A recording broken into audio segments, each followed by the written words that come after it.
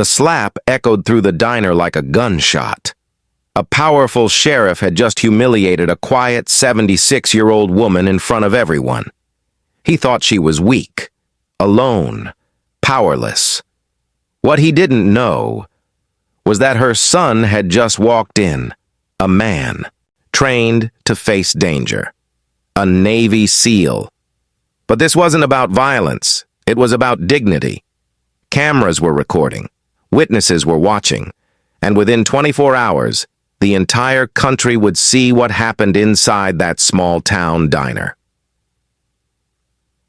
One moment of arrogance, one calm response, and a career built on power came crashing down. This is the story of respect consequences and the strength of a mother who refused to hate. No one in that diner will ever forget the sound. The slap echoed against the glass. Windows and coffee mugs like a gunshot. Forks froze mid-air. Conversations died instantly.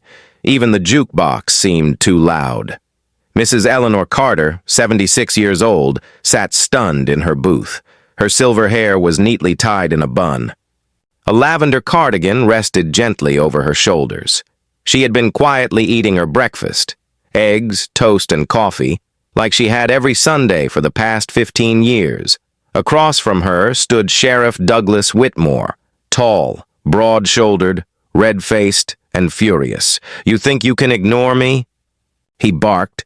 Mrs. Carter blinked slowly, her cheek turning red where his hand had struck her. "I wasn't ignoring you," she said softly. "I just didn't hear you, son." The entire diner watched in disbelief. Whitmore leaned closer. "Don't call me that." The waitress, Emily, rushed forward. "Sheriff, please, stay out of it," he snapped. Mrs. Carter didn't raise her voice. She didn't cry. She simply looked at him with tired eyes, and that made him even angrier. But what? Sheriff Whitmore didn't know. Was that someone else had just walked through the diner door? And he had seen everything. The bell above the diner door chimed softly. Most people were too stunned to notice. But Mrs. Carter did. Her eyes shifted toward the entrance. A tall man stood there, 6'2", calm posture, civilian clothes, jeans and a dark jacket. His hair was short, precise, his face unreadable, but his eyes were locked on the sheriff. This was Marcus Carter, Eleanor's son, former Navy SEAL, decorated, disciplined, and extremely controlled. He had come home on leave to surprise his mother. Instead, he walked into chaos. He didn't shout. He didn't rush. He walked slowly toward the booth. "Mom," he said gently. Mrs. Carter turned, relief washing over her face. "Marcus, sweetheart." Whitmore straightened. "And who are you?" Marcus looked at the sheriff's badge, then at the red mark on his mother's cheek. "I'm the man who's about to ask you," Marcus said calmly. "Why you just laid hands on my mother." The room held its breath. Whitmore scoffed. "She was being disruptive." "She's 76, Marcus replied evenly. "She can barely hear out of her left ear." Whitmore stepped closer. "You threatening me?" Marcus didn't move. "No, sir," he said. "I'm asking you to explain yourself." There was something about Marcus's voice. It wasn't loud. It wasn't angry. It was controlled. And that control made Whitmore uncomfortable. Sheriff Whitmore tried to reassert authority.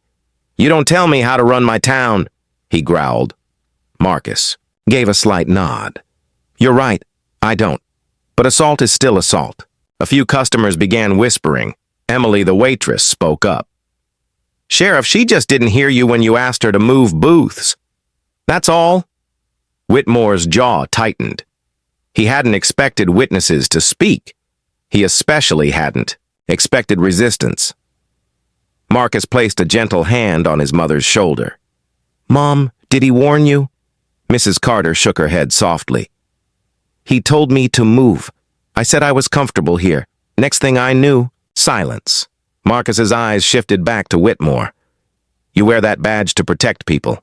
Marcus said quietly. Not intimidate them. Whitmore laughed harshly. You some kind of lawyer? Marcus reached into his pocket slowly, not aggressively, just deliberately.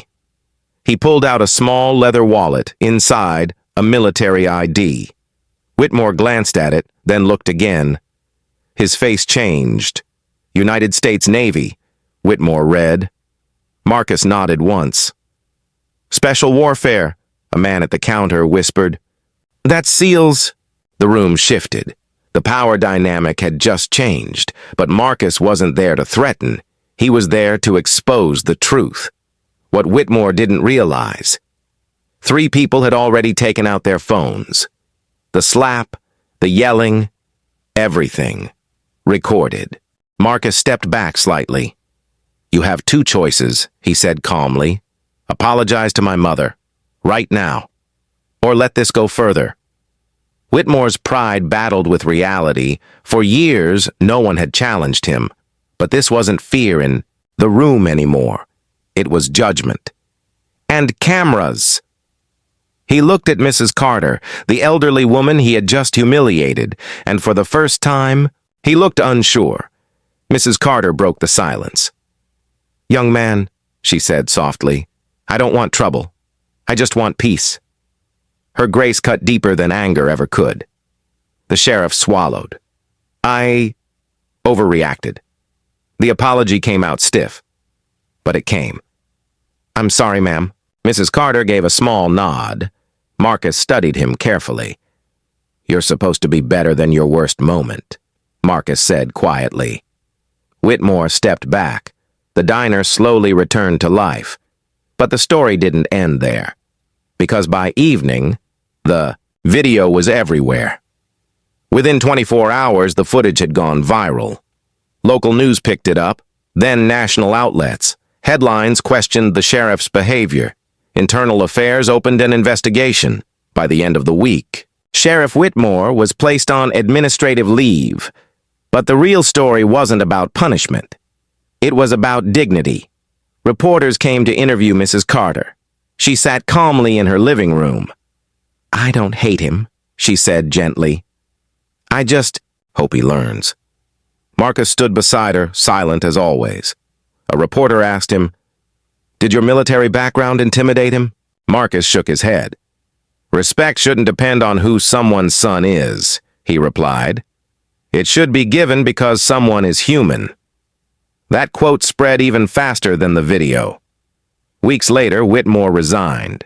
The town elected a new sheriff, one who campaigned on accountability, and every Sunday, Mrs. Carter still sat in her booth. But now, people greeted her with warmth, because sometimes it takes one moment of courage to remind the world what real strength looks like. Real strength isn't loud. It doesn't shout. It doesn't slap. Real strength stands calm in the face of disrespect. If this story reminded you that dignity matters, hit that like button, subscribe to the channel, and share this video. Because sometimes, justice doesn't need revenge. It just needs truth.